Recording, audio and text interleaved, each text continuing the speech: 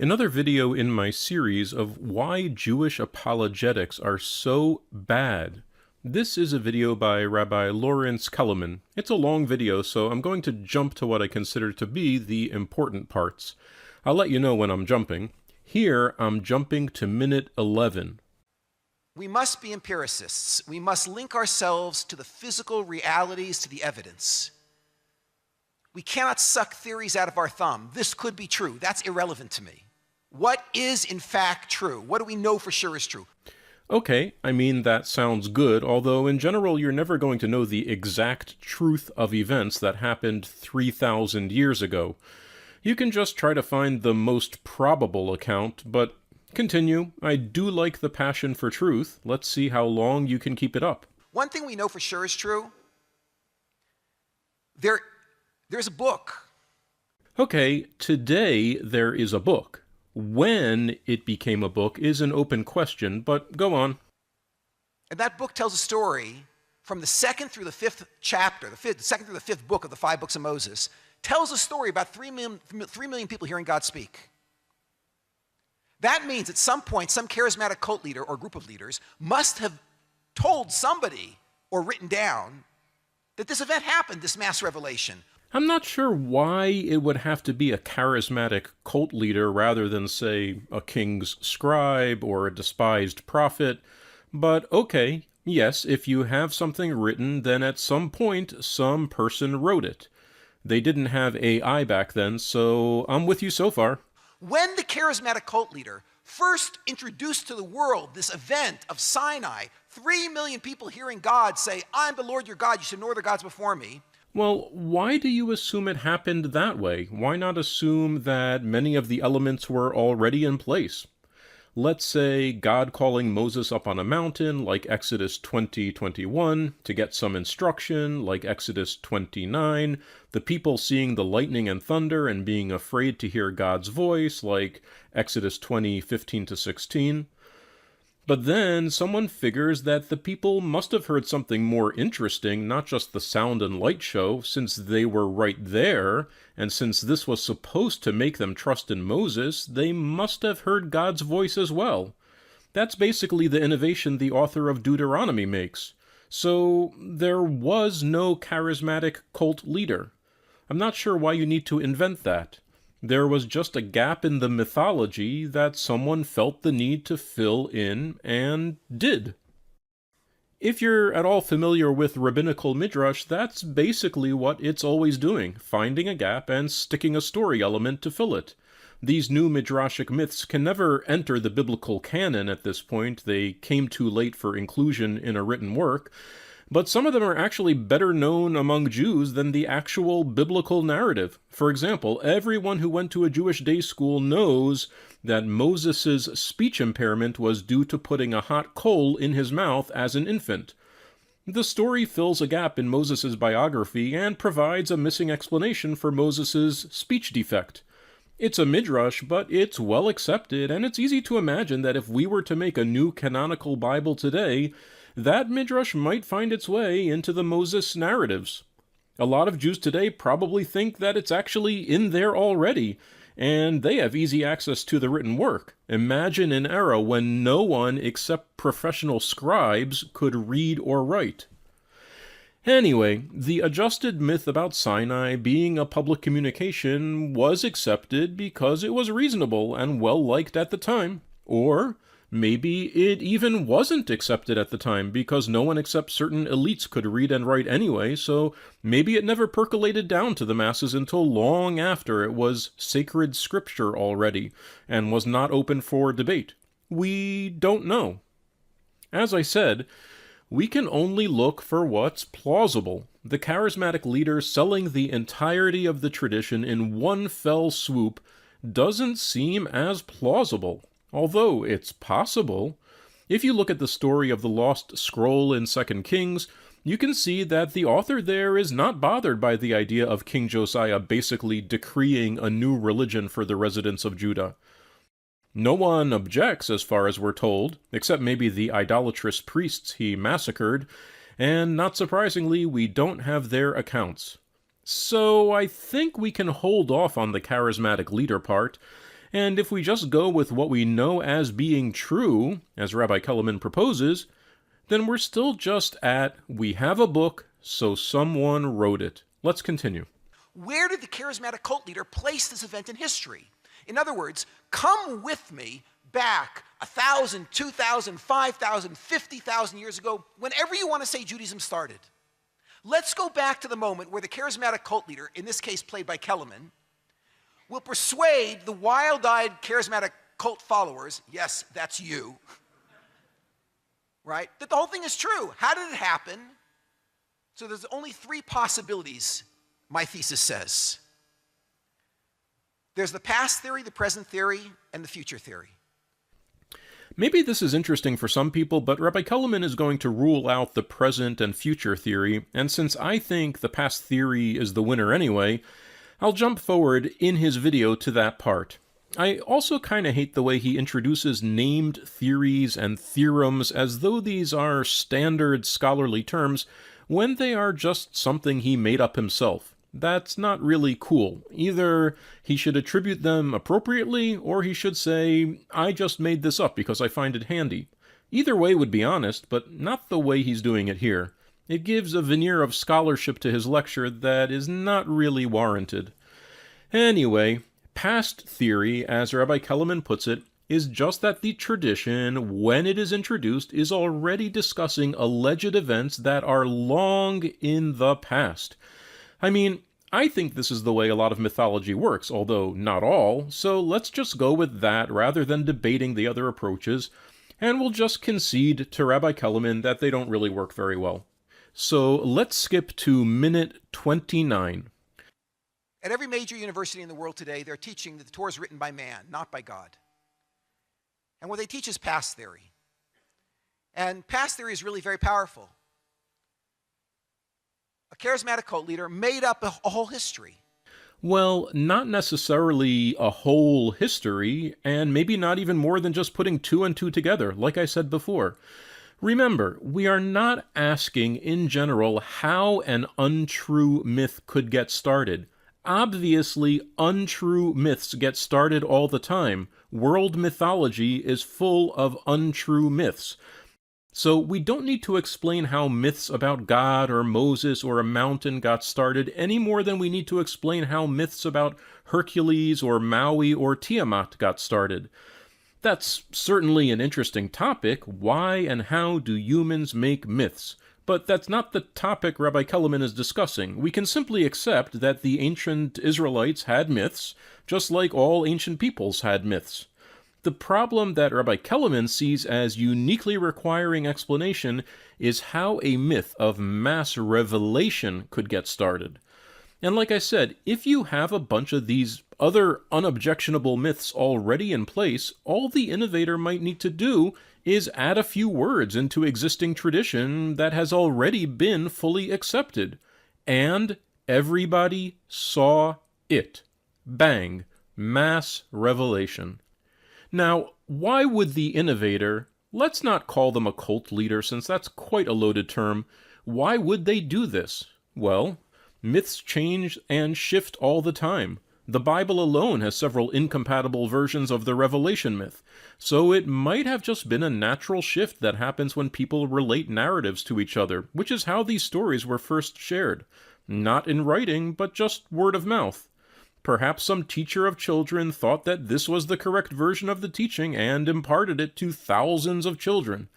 It actually makes a more compelling version of the myth, so it probably had sticking power.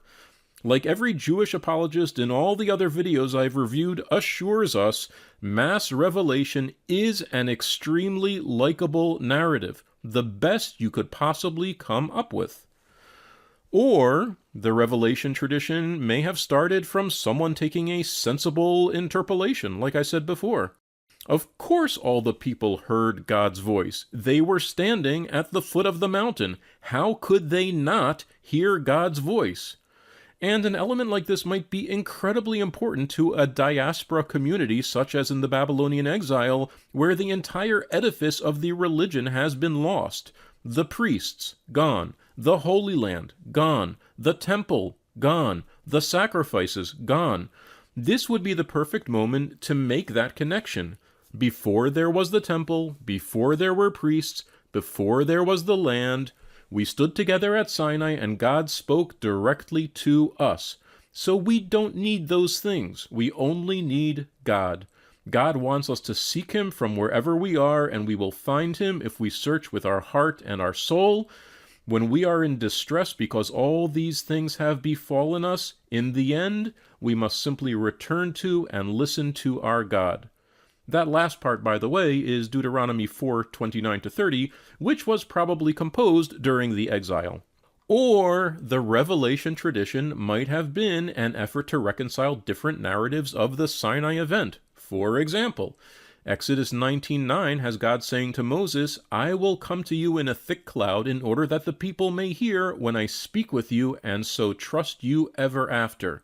But Exodus 20:16 makes it sound like the Israelites never do hear God speak since they are afraid. "You speak to us," they said to Moses, "and we will obey, but let not God speak to us, lest we die."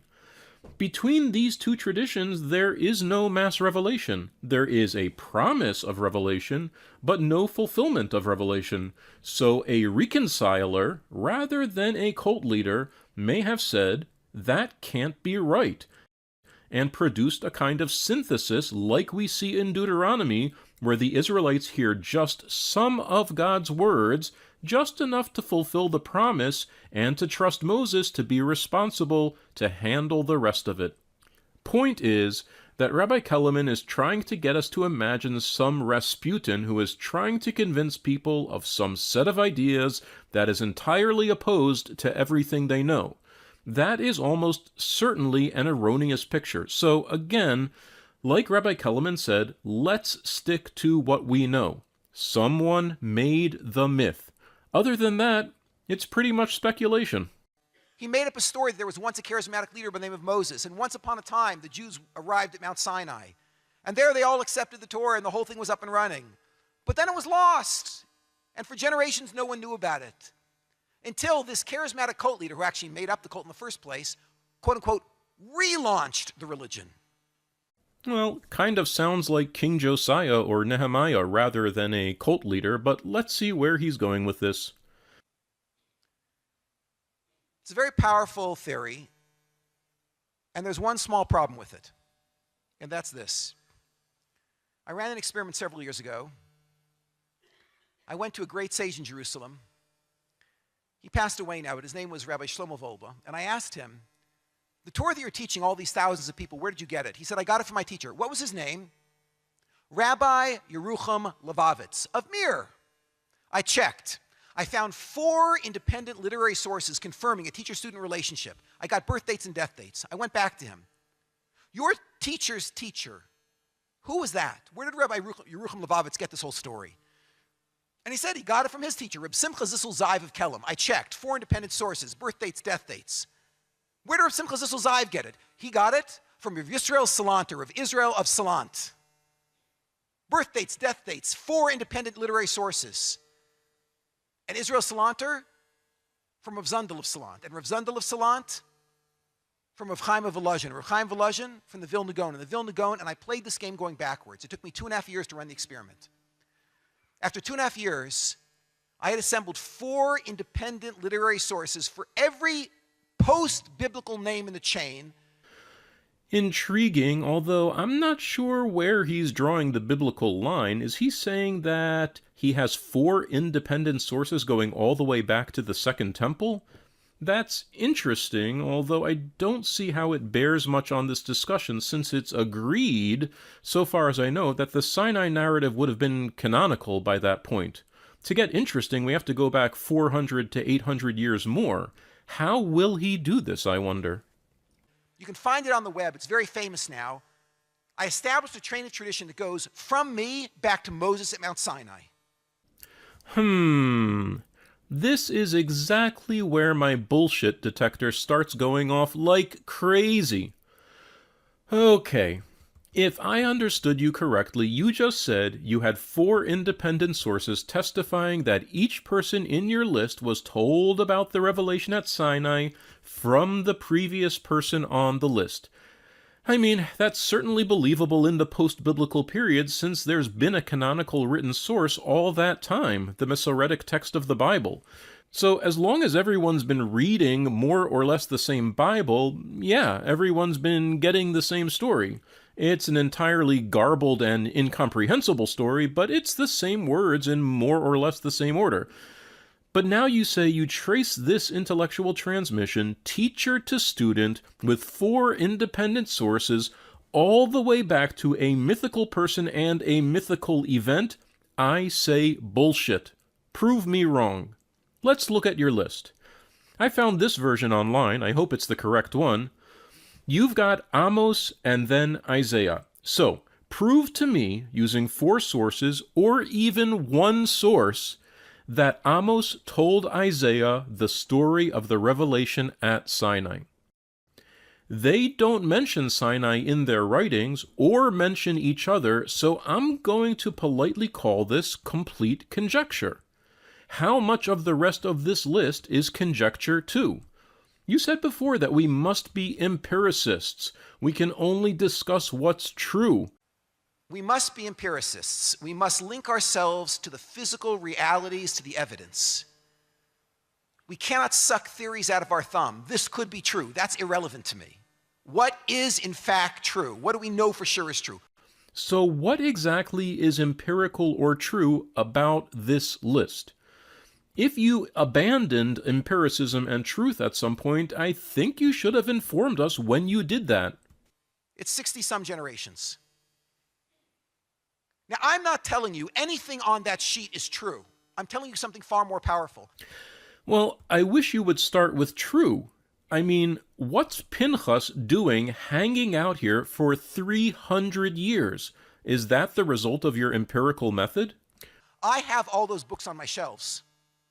What books do you have before the Dead Sea Scrolls? I'd love to see your library. And what I'm telling you is, that chain is what Jews believe. No. Telling me what someone believes is not more powerful than telling me what is true.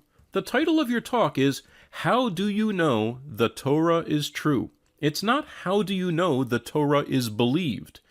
Really, it's only the true part that I care about. People believe lots of things, and I don't care. That's what they claim. What's the problem? They're claiming that there is a continuous, unbroken chain from today going straight back to Sinai. Why is that problematic? Well, I can think of a lot of reasons, but you just told me you spent 2.5 years working on it, so do you also think it's complete bullshit? I mean, I know you're trying to give an entertaining seminar, but will you not just tell me how I know the Torah is true? You have 10 minutes left in your class. Hi, this is me popping in from the future. I didn't really think much about Rabbi Kelemen's list when making this video, because it's obviously ridiculous, but I thought of a few more things I want to say about it. You can find that at the end of this video. Thanks. Go back to past theory. In past theory, charismatic cult leader comes to you and says, there was Moses, there was a gap, and there was Fred, MGF. If I persuade all of you, Moses, gap, Fred, MGF, what do you tell your kids? MGF. What do they tell their kids? MGF. And you have generation after generation talking about Moses, then a gap, and then Fred. And yet, when we start looking at Jewish communities and their histories, we find no record ever of a significant gap in Jewish history. You're moving the goalposts. Let's not do that. The gap you were talking about is not a gap in history, but a gap in knowledge about a certain event. There's a difference between saying there's a gap in the knowledge of how to make pizza and there's a gap in the history of Italy. You can have a continuous history of Italy and also have a gap of knowledge in how to make a good pizza. So let's stick to exactly what we were talking about, which is the continuous transmission of a very particular set of beliefs and the evidence for that transmission. But why are we looking for a gap at all? The gap is just part of the story that Fred is telling, right? Fred is saying to his crazy followers that their ancestors used to believe something and they should resume believing that something. When did their ancestors stop believing? Let's say 500 years earlier. So what does Rabbi Kelemen imagine that Fred's followers would be looking for? They have no written history, and they can't read anyway. Why would they be looking for a gap? They are in the gap. They are the gap. All they have ever known is the gap. It's not we here on YouTube who need to look for a gap. We just need to consider how Fred's followers would have received his new information. He told them that their distant ancestors dropped the ball. That's the only information they have. He's charismatic, so they believe him. What else would they go looking for, and where would they look? Rabbi Kelemen is just making a mess of this whole story. A period where people couldn't ask their parents or their grandparents or their great-grandparents and hear about the word Sinai. I thought we were talking about teacher-to-student transmission, not parent-to-child. The idea behind your Sinai list was teacher-to-student relationship, right? When did we switch? Anyway, okay, it's safe to say that everyone has biological parents, so there is the possibility in most cases that you heard something or other from your parents unless you're an orphan. Fair enough. But we are trying to establish that you heard a very particular thing from your parents or teachers. That is why you're giving this lecture. So yeah, people keep being born, so there is that kind of continuity. But if you're looking for traumatic upheavals and social dislocations that could result in an intellectual shift of one kind or another, the history of Judaism is full of those. Exactly what kind of discontinuity would Rabbi Kelemen be satisfied with in order to say that a new tradition could form then? Does he require Jews to literally stop producing babies for 100 years and then somehow resume producing babies? That's the only gap that Rabbi Kelemen would accept? A simple exile or civilizational collapse is not enough? I think that's a pretty absurd standard. Anyway, he has 9 minutes left. It's a continuous line. Where is the gap in Jewish history? I don't care because that's not the topic of your talk, and Fred's followers don't care either. So let's get back to proving the Torah is true. And even worse. Worse than what? Where's Fred? Fred, as we recall, in Rabbi Kelemen's thinking, is the charismatic cult leader who makes up the tradition out of whole cloth and foists it upon his gullible cult followers. And I've suggested that if you did want to find somebody who kind of fit that model, who we actually have a record of, you would probably look at King Josiah or a couple hundred years later at Nehemiah, the governor of Judah. Both of these individuals claim that in their time, the people did not know God's laws, and then they revealed to the people a scroll of Torah that the people were not previously aware of.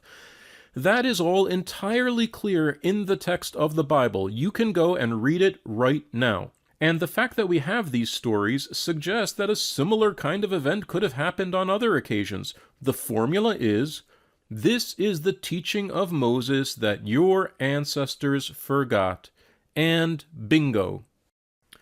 But I also said that you really don't need to go looking for a charismatic cult leader at all. You don't need to find Fred. All you need is for some anonymous schoolteacher to slightly tweak an existing mythology, and off you go. Take the stories of the demigod Maui. They include that he pulled islands out of the sea, captured the sun, gave humans fire, held up the sky, and so on. You know the song, "You're Welcome." Do we imagine that a single person named Fred invented Maui and all of these myths in one sitting and then traveled around Polynesia sharing his new mythology with everyone? No. These myths just accreted over time. All you need is some teacher of small children to say, Maui also held up the sky, and you are off and running. But whatever, Rabbi Kelemen really likes the Fred idea. If I were going to go Freudian here, I think maybe he recognizes something of himself in Fred, the man trying to pull one over on his devoted followers.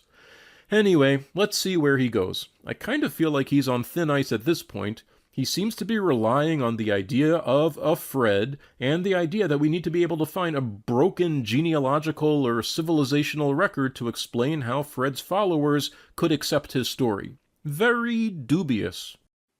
I spoke at Yale a few weeks ago. When I spoke, I asked a group of students there with degrees, advanced degrees, Jewish studies. I asked them, tell me something.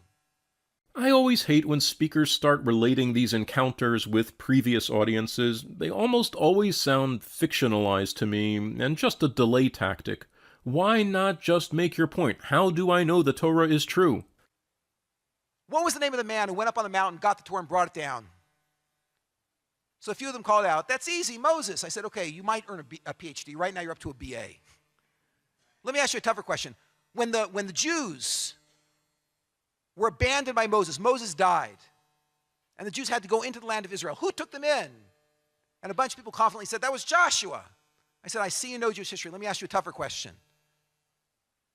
The Jews were in Babylon, and there they were redeemed, and they came back to the land of Israel. Who was the great leader who brought the Jews back to the land of Israel? And a bunch of people cried out, that was Ezra. We all know that was Ezra. Well, we are told Ezra was a member of one of the later waves of immigration, and he is quite a mysterious figure, but fine, let's see where we are going. 8 minutes left. Who redacted the Mishnah? Someone cried out, Judah the Prince, Yehuda Nasi. Who redacted the Talmud? Ravina and Ravashi. I asked them, how do you know all these names? The answer, these are the most famous people in all of Jewish history. We know of their accomplishments. They're written up in every Jewish book. Then I turned to 4 biblical critics who were standing on the dais with me, and I asked them, gentlemen, can you please tell me, who is Fred? And one man confidently stood up and he said, Fred is Chizkiyahu. And the fellow standing next to him said, it can't be Chizkiyahu, it's Yirmiyahu. This guy says, it can't be Yirmiyahu, it's Ezra. This guy says, it can't be Ezra. And you just stand back and they kill each other. Now, why are they arguing? Because events from 2,500 years ago are difficult to determine, and we only have a single piece of literary evidence, if you even want to call it that. Don't they know? And the answer is because in 24 books of the Bible, in 60 volumes of the Talmud, in dozens of volumes of Medrash, there is not a single word about the greatest crisis ever in Jewish history, a crisis where for generations the Jews knew nothing about Sinai. I would say that virtually the entire Bible is testimony of the crisis. When you read through the books of the prophets, who are the Jews worshiping? It's never Yahweh, the God of the Jews. It's always Baal, or Asherah, or Molech, or other deities of the Canaanite pantheon. The Jews are never practicing Judaism or teaching the worship of Yahweh, so why would you think they'd be transmitting traditions about Yahweh's revelation? When you read the Bible, you are reading about the crisis in the worship of Yahweh that the prophets are constantly trying to resolve by reminding the Jews of their distant history with their God, Yahweh. The section of the Bible called the prophets could just as well have been called the crisis in Jewish belief, or the gap in Jewish belief. Basically, the prophets are trying, and mostly failing, so it seems, to do exactly what Rabbi Kelemen imagines Fred doing. They are telling the Jews that their ancestors made a covenant with Yahweh, that they were saved from Egypt by Yahweh, and it's time that they better start worshiping Yahweh already. If this is not the picture you get when you read the prophets, I don't know what books you are reading. It's pretty plain. And if you want to focus it down more, then sure. In 2 Kings and the book of Nehemiah, it makes very clear that the Jews are not worshiping Yahweh. In 2 Kings, during the beginning of the reign of Josiah, the priests are actually worshiping Baal and Asherah in the temple in Jerusalem, and this is not the first time we're told this, so there is no Judaism going on there at all. And this situation has persisted for generations, we are told. Josiah's scribe produces a scroll that no one has ever seen before, containing instructions that no one has ever seen before, that says that they have lost the traditions that their distant ancestors had relating to Yahweh, and they better start doing them right now or they can expect severe punishment. So if you really want to find Fred, you can find Fred, but I think the scholarly disagreement is reasonable because we only have the one source. But back to the crisis in which the Jews don't know about Sinai, I bring you back to the prophets. In all those pages where the prophets are haranguing Israel for their infidelity to Yahweh and for failing to remember all the things he has done for them, how many times do they mention the revelation at Sinai or Horeb? Never. Not at all. So, was there a crisis during which the Jews knew nothing about Sinai? Yes. Yes, there was. It was most of Jewish history up until sometime during or after the Babylonian exile, and it's obvious. As far as we can tell, there was no Sinai tradition. You, Rabbi Kelemen, have 7 minutes left to convince me of something. After the Holocaust, everyone who walked out of the Holocaust knew about the word Sinai. They either believed it or they denied it. But everyone knew about Sinai. This is a crisis of such proportions that nobody knew about it. How could that be? How could that be? Because the tradition did not exist. What do you mean, how could that be?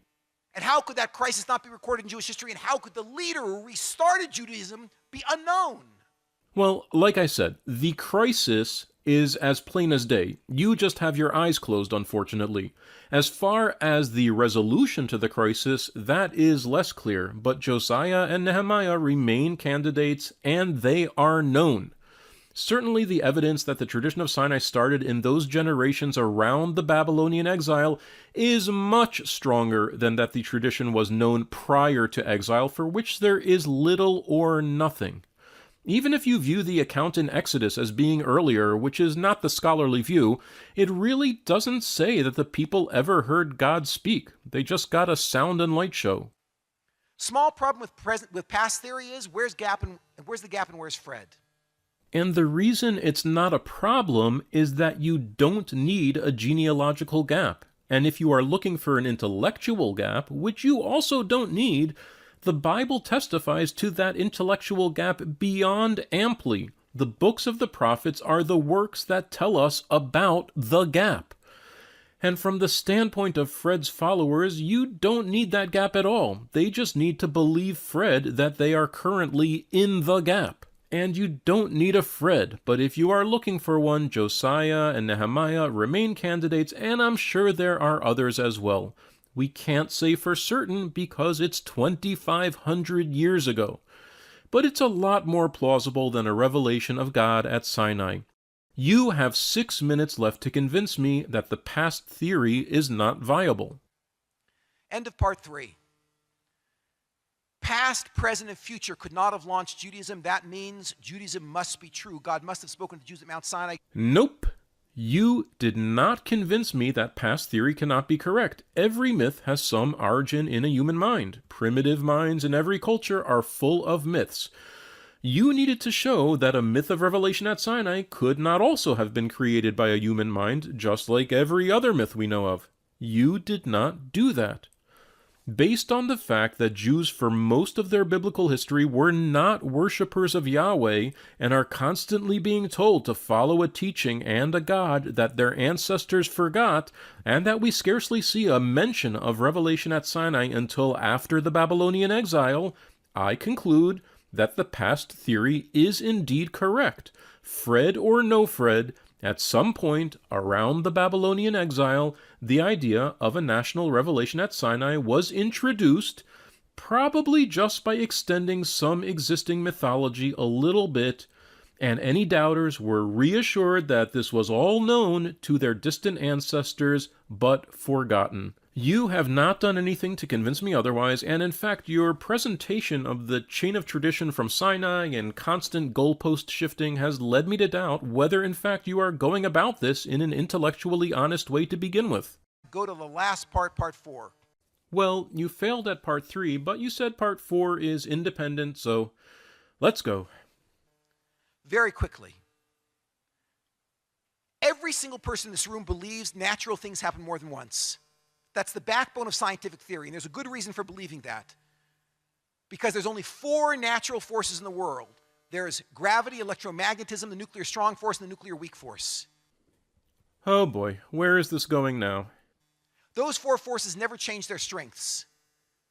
And there's matter and energy never changes. It never goes away. It can be matter, it can become energy can become matter. But it's going to be there forever.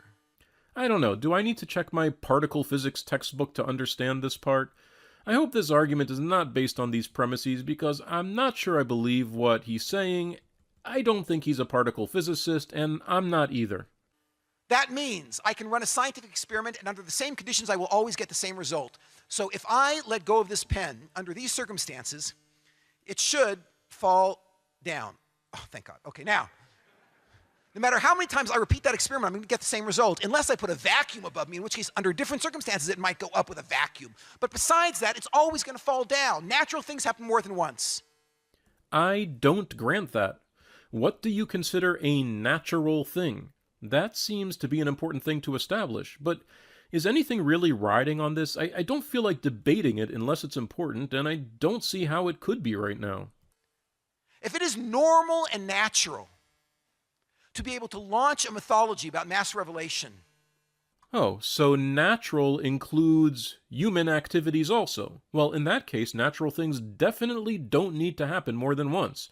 J.R.R. Tolkien wrote The Lord of the Rings. That's not going to happen again. Where are we going with all this? It should happen again. Well, maybe it will, but why do I care? You are trying to convince me that the Torah we have is true, are you not? And yet, in 5,000 years of comprehensive religious histories, we do not have a single nation, a single group of people, 500 people, 250 people, 100 people, who all claim they heard God speak and lived to talk about it. Well, that's the Deuteronomy version, not the Exodus version. In the Exodus version, the people just get the sound and light show, and I'm pretty sure you can find some similar large-scale miracles in other religions. I don't really care either way because you need to prove to me that it happened, not that it's a unique claim. Maui pulling islands out of the ocean with a hook also seems like a unique claim. Why do I care? There's no such thing in human history. It doesn't exist. So someone will say, you know how it happened? It's very easy. When they left Egypt, how much food could they have carried with them? They carried 2 pounds of matzah, and even if you calculate in the constipation factor, how long is that going to last? So after a couple weeks, they were starving, and they came into a field filled with mushrooms, and they started eating these things. I have never heard anyone say that before. Very creative, Rabbi. Go on. It was a mass drug trip, yeah? Or it was mass hysteria. They were terrified by a thunderstorm. Or it was an evolving mythology that happened over thousands of years. Hey, there you go. That sounds good to me. Why don't you try to disprove that idea? Whatever rational explanation you'll give me, the more probable you make your explanation, the more you say that could easily happen, then the more powerful my question becomes. If it could easily happen, why didn't it ever happen again? Well, the idea of many people witnessing something miraculous did happen in many different religious traditions. And the idea of many people interacting with gods did also happen in many religious traditions. If you are asking why don't other religious traditions have the exact event described in Deuteronomy, I think you're asking too much. There are unique circumstances that relate to the Jewish experience that are not shared by other cultures. Chief among them is that the Jews were a population among the Canaanites who were worshipping Canaanite gods and needed to be convinced to worship a different god, a certain invisible god named Yahweh. If you are being told that you need to worship an invisible god who doesn't talk to anyone anymore, and that you only know about because he was known to your ancestors in the distant past, you might appreciate a pretty good story of a big reveal, one that also explains why he doesn't talk to anyone anymore. If you are not in that particular situation, that might not be a big concern. You don't need a big story about Maui revealing himself to an entire nation. He just casually shows up here and there and everywhere and does what he wants. So asking why some people in Africa or Tibet didn't come up with this exact mythology is pretty misguided and misleading. They did not have the circumstances that would have made it meaningful or sensible. But again, I don't really care if the claim is unique or not. You are trying to prove that it's true, that it corresponds to reality. Claiming that it's unique is different than proving that it's true. I'm quite sure you realize this. You are a smart guy, or so it would appear, and you have 4 minutes left. Natural things happen more than once. Is it natural for a group of people to make up a story about God coming down in the form of a human being? Is it natural? I wouldn't put it that way. I mean, it seems like a common mythological motif. Like it's common to think that demons are giving you headaches. These are common folk beliefs. I know it's possible naturally to get away with that story. How do I know? It happens dozens of times in human history. Is it possible to get away with a story about how God impregnates a woman who gives birth to a miraculous child? Christianity, the Greek mythologies, happens over and over again. People get away with that story. Whatever lie can be told has been told, except for one, which is the most obvious and most basic lie. God spoke to a group of people. Why hasn't everyone ever come up with that again? God spoke to a group of people? Well, I'd say people have come up with that idea many times. If you're a Christian and you believe Jesus is God, he certainly spoke to many groups of people. The Pharaoh of Egypt was considered to be a living god and spoke to many people. The Norse god Odin mingles with and speaks to people. And in the Bible, Yahweh speaks casually to many people, aside from the revelation at Sinai. Check Judges 1:2 and 10:11. But again, what are you proving?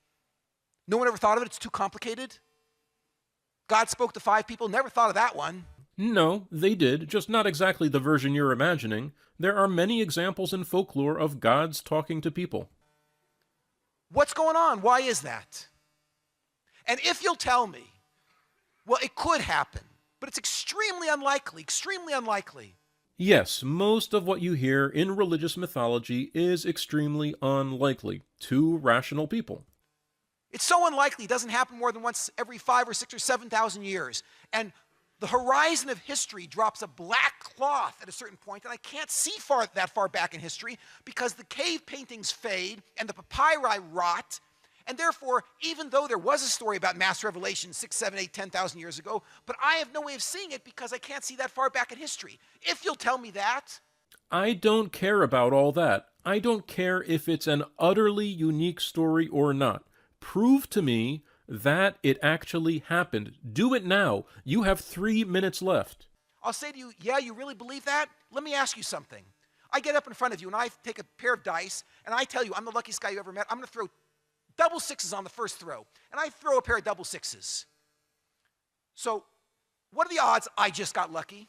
It's 1 in 36. What are the odds the dice are loaded? 35 and 36. Which do you believe? You see, when apologists start going off like this is when I really know they don't have the goods. This is all just a distraction. I want Rabbi Kelemen to prove to me that a revelation at Sinai happened in the way that he claims, which I'm guessing is the version in Deuteronomy. Prove to me that 2 million or 3 million people stood at Mount Sinai and heard God speak the 10 Commandments exactly as they are written in Deuteronomy and no more. All we have is the story. I don't care if the story is unique. I don't care if no one else ever thought of such a good story. I don't care if you can trace your intellectual genealogy back to Maimonides or Jesus. I want you to prove to me that this story is true. You now have 2 minutes. I do better. I pick up the dice. I throw 10 double sixes in a row.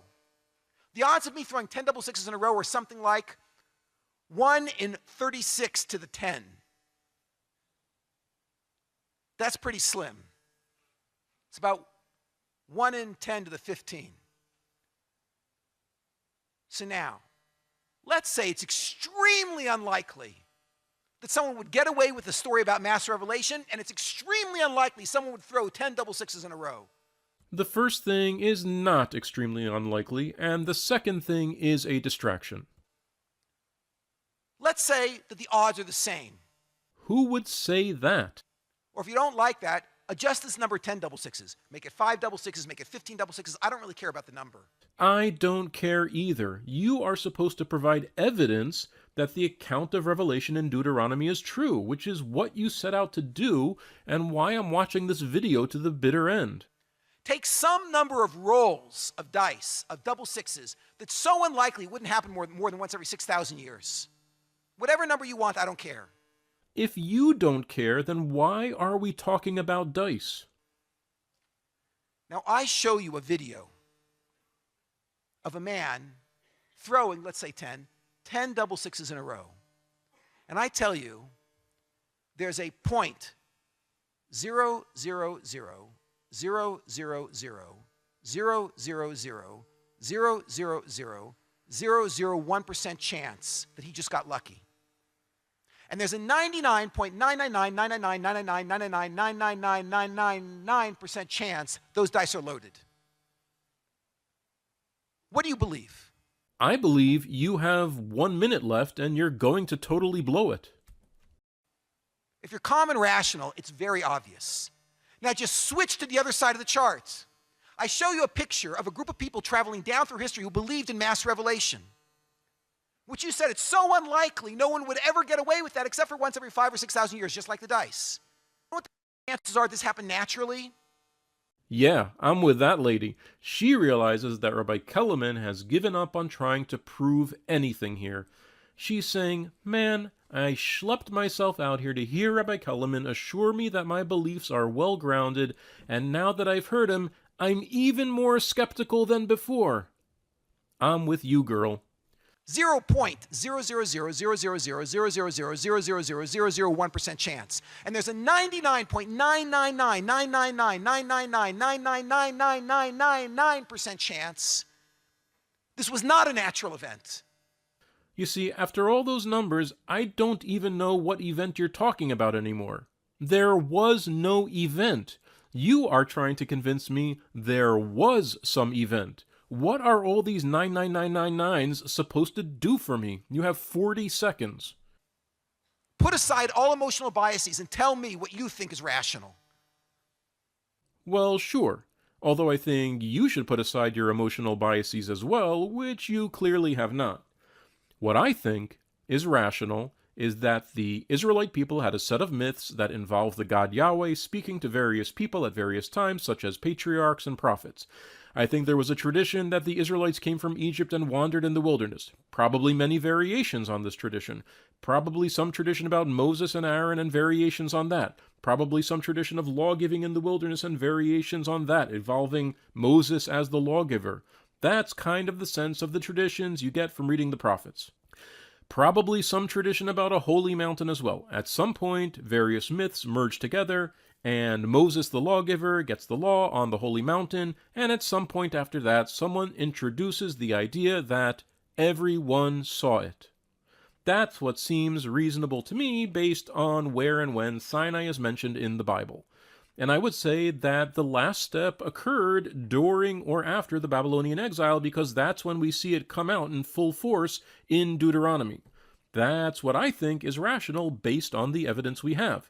I don't need to create fictitious intellectual genealogies or distracting gambling analogies, or get emotional. It just seems pretty clear to me from the Bible that for most of biblical history, Sinai was just not a thing in Israelite tradition. Exodus, for sure. Sinai, no. That doesn't mean the Exodus is true either, but it's a much more entrenched tradition. For me, that presented an awesome intellectual challenge. My hands started to shake when I realized. And it made me realize the challenge of this world is not finding the truth. Well, I guess that's good because I think you failed miserably there. That's pretty obvious. Not to most. The challenge is having the courage to live with integrity after you know it. Thank you. And how are you doing with that?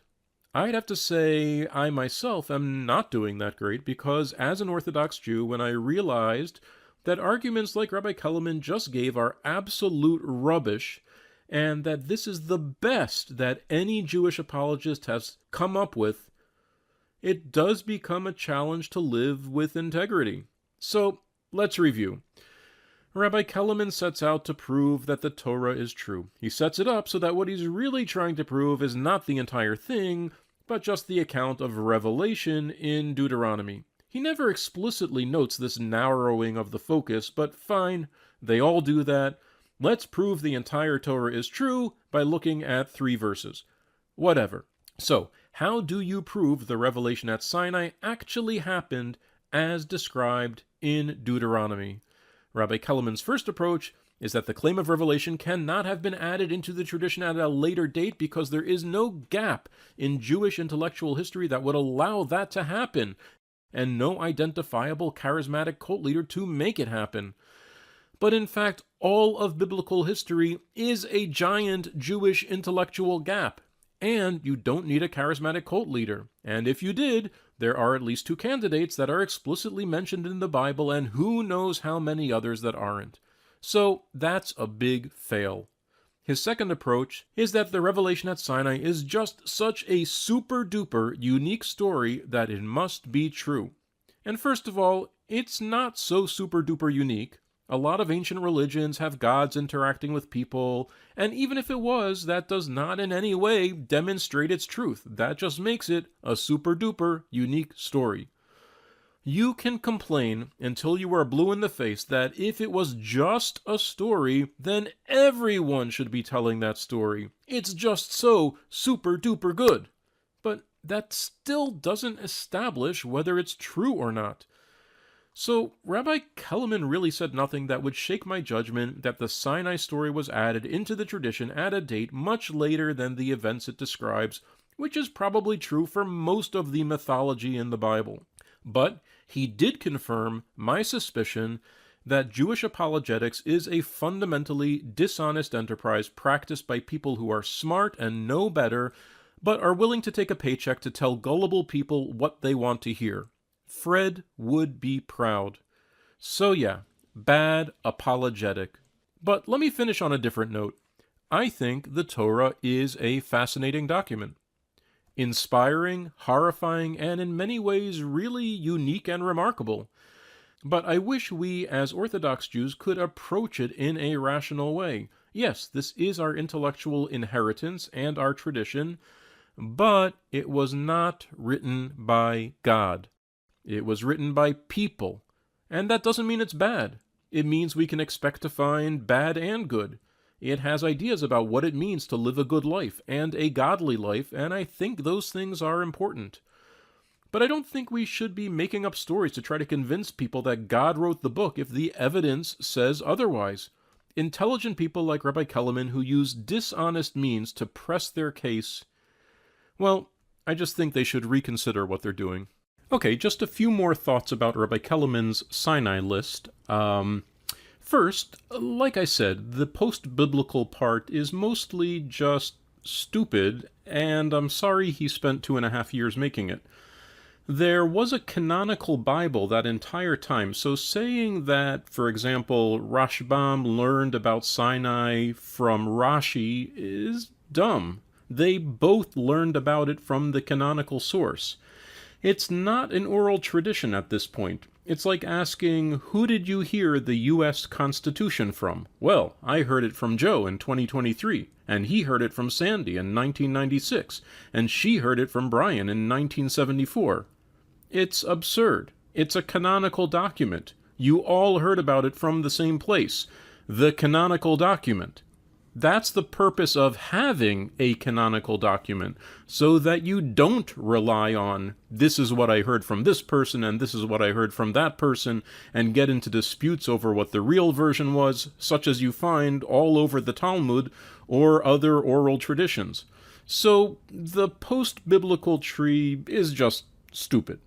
I would only care who taught who if there was some novel teaching that was not standardized and widely publicized. For example, if Rabbi Kelemen received a tradition from his teacher that one is not permitted to eat chicken and soup together, I'd be curious what the intellectual lineage of that idea is. Who innovated it? And how did it get to Rabbi Kelemen? But if you tell me Rabbi Kelemen received a tradition that Moses hit a rock to obtain water, I don't care exactly who told him that. It's from the canonical source. So, again, stupid. And the biblical part is even stupider, I'm afraid. First, according to Rabbi Kelemen, there has always been a book, a canonical source, even during the biblical period. It's the Torah that Moses wrote. So the situation is really the same. It's not an oral tradition then either. So let's just try to actually picture this happening. You've got these three prophets, let's say Hosea, Amos, and Isaiah, who all overlap to some extent, and the impression we get is that Hosea was older than Amos, who was older than Isaiah. We don't know their actual birth dates and death dates, so it's all approximate. Let's say that Hosea was 20 years older than Amos. So Amos is 5 years old, Hosea is 25 years old, and what exactly do we imagine? Hosea takes a break from his prophetic activities to teach 5-year-old Amos what exactly? Deuteronomy chapter 4, word for word? Wouldn't it be far more likely that Amos would have learned this, if it existed, from his parents or someone in his village of Tekoa? Amos was not part of any prophetic school. He says he's not the disciple of a prophet. He was a shepherd before he got his prophetic calling. He makes that very clear in his book. So if a written Deuteronomy already existed and all the Jews were teaching this to their children, what are the chances that Hosea would have been the one to teach it to Amos? Was Hosea the local kindergarten teacher in Tekoa? Or did Rabbi Kelemen pick Hosea just because he's a famous personality? I thought, we must be empiricists. We must link ourselves to the physical realities, to the evidence. We cannot suck theories out of our thumb. This could be true. That's irrelevant to me. What is in fact true? What do we know for sure is true? And what difference would it make if Hosea was the local kindergarten teacher, if everyone was teaching from the same text of Deuteronomy anyway? What possible benefit does hearing it from Hosea have rather than hearing it from some other kindergarten teacher? Did Hosea have a better or more detailed story than Deuteronomy does? If so, then why doesn't Rabbi Kelemen have that version? Once you have a canonical document, the question of who told who is irrelevant. I mean, what really matters is who has custody of the document and how can its authenticity be assured. But if anything can be checked against the standard at any time, we don't care who told who what. Or does Rabbi Kelemen mean to say that Amos, despite being a prophet, never heard the story of Sinai until he met Hosea as an adult, either because everyone else had the wrong story or because there was no story? In this case, Hosea might have been the only person who could have taught Amos the right story because he was the only one who had the right story. But this leads to the next problem. Rabbi Kelemen says that this is his personal intellectual lineage. But actually, if that was true, it would be everyone's lineage. For example, how does he know his particular personal intellectual lineage is Hosea to Amos to Isaiah? Put aside the question of what these people taught each other, if they taught each other, and if they even knew each other. Why these people? I'm guessing there are not many choices of good guys from that era whose names we know. But this means that everyone's intellectual lineage is going to look exactly the same over a very long period of time. If this is the most plausible lineage that Rabbi Kelemen came up with based on these figures' biographies, it's fair to say it's also the most plausible lineage that you can come up with. Kelemen made his lineage, I can make my lineage, you can make your lineage, and they are all going to be exactly the same in the biblical era. This means that of everyone that Hosea taught, only Amos passed on the teaching. Of all the people Amos taught, only Isaiah passed on the teaching. That is what it means if every Jew alive today has the same intellectual lineage. There is no other path of instruction that leads to Jewish belief today. That's what Rabbi Kelemen's chart is telling us. If you can think of an alternative trajectory through the biblical period, then ask Rabbi Kelemen why he did not write down that lineage for himself. We cannot suck theories out of our thumb. This could be true. That's irrelevant to me. What is in fact true? What do we know for sure is true? There is no book on Rabbi Kelemen's bookshelf that tells him that the transmission of Hosea to Amos to Isaiah is his lineage and not your lineage. So that means we all have the same intellectual lineage for the Sinai revelation throughout the biblical period, according to Rabbi Kelemen. And this entirely contradicts the central tenet of Jewish apologetics that there is no single point of failure. The crucial thing all the apologists tell us is that from the very beginning, everyone saw the revelation and every parent passed the narrative down to their children throughout all time. But if everyone today presents the very same intellectual lineage, this means it's a single point of failure for hundreds and hundreds of years. If Amos fumbled the ball, it's cooked. If Pinchas didn't live 300 years, it's cooked. If Ezra got creative one day, it's cooked. If you want to talk about a crisis, that is a crisis. A single-file, person-to-person chain of the tradition for hundreds of years is the very opposite of what apologists like Rabbi Kelemen are always telling us. They tell us that Jewish belief is robust because it relies on thousands of people transmitting the tradition, parent to child. There's massive redundancy to protect against error, not like those other religions where someone could have made it all up. Well, that's all complete garbage according to Rabbi Kelemen's chart. Everyone, it turns out, has the same lineage, so there are more opportunities for error, fabrication, and innovation than those other religions, vastly more. You think you found a problem in Christianity because Paul of Tarsus could have made up the whole thing and everything traces back to him? Well, Rabbi Kelemen is giving us a religion that has at least 20 Pauls of Tarsus over hundreds of years. Thank you, Rabbi Kelemen. So, to conclude, either you are forced to believe that the Jewish tradition relies on a single point of failure system for hundreds of years, or that Rabbi Kelemen's intellectual lineage going back to Sinai is complete and utter garbage, a lie, a deceit, a fraud.